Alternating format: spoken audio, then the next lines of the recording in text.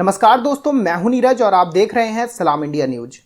पूर्वी लद्दाख में भारत और चीन सैनिकों के बीच हिंसक झड़प की वजह से दोनों देशों में तनाव चरम पर है। चीन की आक्रामकता और भारत की ओर से उसी की भाषा में जवाब देने की तैयारी को देखते हुए भविष्य में दोनों ही देशों के बीच युद्ध की आशंका को पूरी तरह से खारिज नहीं किया जा सकता है।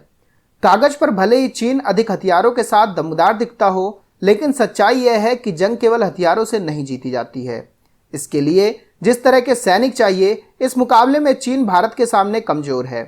भारत के पास न केवल चीन से बहुत अधिक एक्टिव सैनिक हैं, बल्कि ये सभी भारतीय सैनिक चीनी सैनिकों के मुकाबले ज़्यादा फौलादी और देश की रक्षा के लिए कुछ भी कर गुजरने के अटूट साहस से भरे हुए हैं, जिसे कुछ महीने पहले भारतीय सैनिकों के साथ एलएसी पर हुई हिंसक झड़प में अपने कई सैनिकों को खो देने के बाद चीन समझ ही गया होगा। दोस्तों, चीन भारत की थल सेना के साथ उलझने के बाद वह अब भारत की वायुसेना से हवा में कोई झड़प नहीं करना चाहता है, क्योंकि चीन जमीनी जंग में हुए तो अपने नुकसान को छुपा सकता है, लेकिन आसमानी जंग में हुए नुकसान को छुपाना उसके लिए मुश्किल होगा।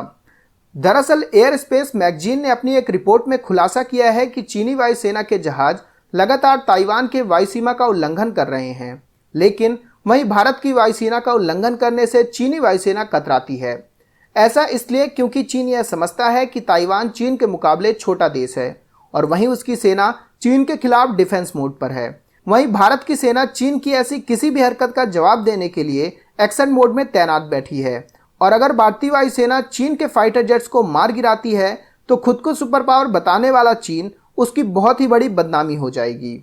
एयर एंड स्पेस मैगजीन की कोट के मुताबिक चीनी वायुसेना के ज़्यादातर पायलट नौसिखिए हैं और उन्हें किसी वास्तविक युद्ध में लड़ाई का अनुभव नहीं है।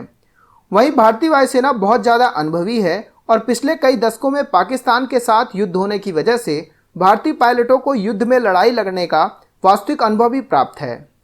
यानी भले ही चीन की वायुसेना कागज में भारत की वायुसेना से बड़ी दिखाई देती हो, लेकिन काबिलियत, अनुभव और क्षमता के मामले में भारत की वायुसेना चीन से काफ़ी आगे है। और अब राफेल के आ जाने से भारतीय वायुसेना टेक्नोलॉजी और क्षमता के मामले में और भी ज़्यादा पावरफुल हो चुकी है।